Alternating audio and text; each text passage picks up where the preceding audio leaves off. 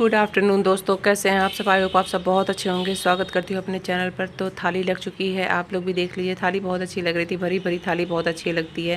थाली में मैंने बहुत सारा खाना जो बनाया था मैंने सब लगा दिया, क्योंकि मेरे देवर जी खाना खाने जा रहे थे, उनको देर हो रही थी, तो इसलिए उनका खाना निकल के जा चुका था और कोई नहीं खाया था। अभी पापा जी नहीं खाए थे, सबसे पहले उन्हीं की थाली लगी थी, क्योंकि उनको जाना था। तो यहाँ पर मैं बैगन, अपने खेत के निकले हुए बैगन थे, मैं बैगन को देख रही थी अच्छे कहीं कीड़े वगैरह तो नहीं है, क्योंकि बैगन का भरोसा नहीं रहता। और मैं आज बनाऊंगी एक नई रेसिपी बैगन की, नए खड़े खड़े बैगन की मसाले वाली सब्जी। मैंने देखा है इस वीडियो को, इस रेसिपी को। तो प्याज दिया है, 2 छोटी वाली इलायची और ये दालचीनी का टुकड़ा है, एक बड़ी वाली इलायची है, कुछ काली मिर्च है। और मैंने इसमें प्याज, टमाटर, अदरक, लहसुन और हरा मिर्चा का मैंने पेस्ट बना लिया है। और ये बैगन को मैंने अच्छी तरह से काट के, धुल के, काट के और देख के रख लिया है। इसमें बिल्कुल साफ़ है, इसमें कुछ दिक्कत नहीं है। तो पहले मैं बैगन को थोड़ा सा हल्का सा फ्राई करूँगी, सौटे करूँगी थोड़ा सा, मतलब बहुत मामूली सा।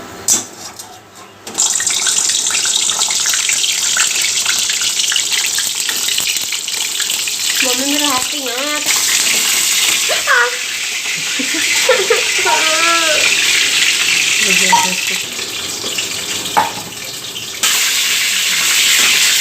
हम जूम करके रिकॉर्ड करेंगे, तो पास से ले जाएंगे। मम्मी यार बहुत तेज छींटा मार रहा है। बस पर ही तो क्या करेंगे।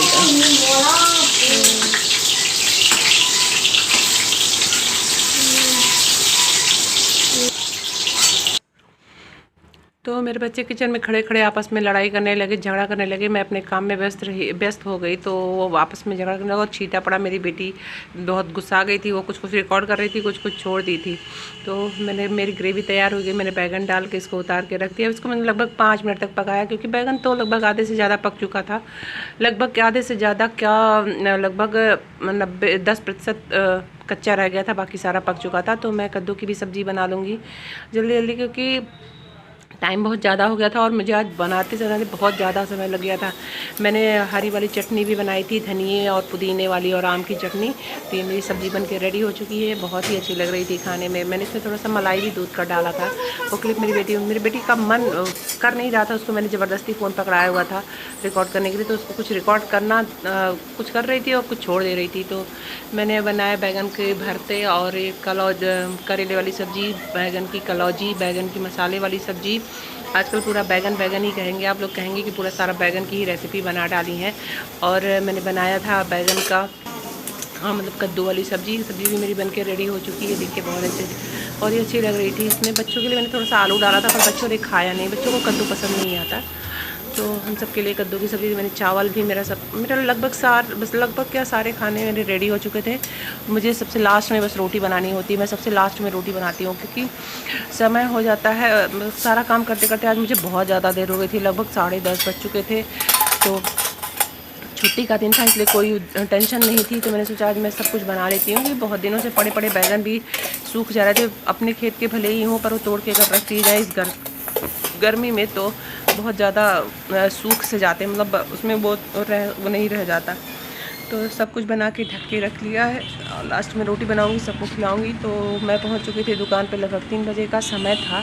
तो मैं दुकान से जब वापस आई तो मेरी बेटी को, मैं दुकान पे टहल रही थी, मैं आप लोग को दिखा रही थी कितना अच्छा लग रहा था सब। तो हवा चल रही थी बहुत अच्छी। तो मेरी बेटी, मैं आई वापस तो उसको भूख लगी थी, वो खाना सारा ख़त्म हो चुका था। जिस दिन खाना ख़त्म हो जाए उस दिन बच्चों को तो बहुत ज़्यादा भूख लगती। तो मैंने अपनी बेटी के लिए नमकीन जवी या नमकीन सेवइयाँ कह लीजिए, जो भी आपको पता हो आप कह लीजिए, जो भी खाते हो। मुझे मैगी से ज़्यादा इसका टेस्ट अच्छा लगा और काफ़ी पसंद भी है। मैंने इसमें एक आलू और एक टमाटर डाल के, थोड़े से मसाले डाल करके इसको बनाया और मैंने खुद टेस्ट किया, काफ़ी अच्छा लगा। तो दूसरे दिन बोली मम्मा मुझे टिफ़िन में यही देना, तो मैं दूसरे दिन टिफ़िन में भी उसको बना के दिया। और यहाँ मेरे बच्चों को शौक़ लगा हुआ था मिट्टी ले जाने का। मिट्टी गिरा हुआ है पीछे, हमारे जो खेत है उसमें थोड़ा मिट्टी बराबर नहीं है, तो बरसात में पानी लग जाता है। बरसात अगले 2 महीनों में आने ही वाला है, 2 महीनों क्या, लगभग जून के लास्ट तक बरसात शुरू हो जाती है तो मिट्टी पापा जी गिरवाए हुए थे कि बराबर हो जाए। वहाँ पर पेड़ पौधे हैं, आम का पेड़ है और क्या कहते हैं आंवले का पेड़ था। आंवले का पेड़ तो सूख ही चुका इस बरसात में, तो सोचे कि कहीं दो दो आम के पेड़ हैं और आम बहुत अच्छे अच्छे हैं, नीलम दशहरी है और गौरजीत है, तो कहीं सूख ना जाए क्योंकि पेड़ बहुत ही अच्छे होते हैं और बहुत महंगे ये आम भी बिकते हैं। तो वही सारे जतन वो कर रहे थे पापा जी की मिट्टी में पटवा दूं। तो आदमी लोग जा चुके थे काम करके, लेकिन इन लोग को शौक लगा हुआ था कि मिट्टी हमें ढो करके ले जानी है। मैं भी बाहर टहल रही थी तो मैं सोचा मैं थोड़ा सा क्लिप बनाती हूँ, आप लोग को दिखाती हूँ मेरे बच्चे कितने मेहनती हैं। इनको बिना मेहनत बिना उसके काम कराया जा सकता है, इनको ये आराम से काम कर लेंगे। और सब लगभग धोए होंगे 7:30 बजे तक। तो उसके बाद मेरी बेटी भी भिड़ गई थी, आप लोग को देख के रह जाएंगी। वो कभी कुछ नहीं करती है, मतलब हम कुछ करवाते भी नहीं क्योंकि अभी वो पढ़ने में उसका ज़्यादा वो रहता है, तो उससे काम क्या कराना, क्या कर पाएगी वो।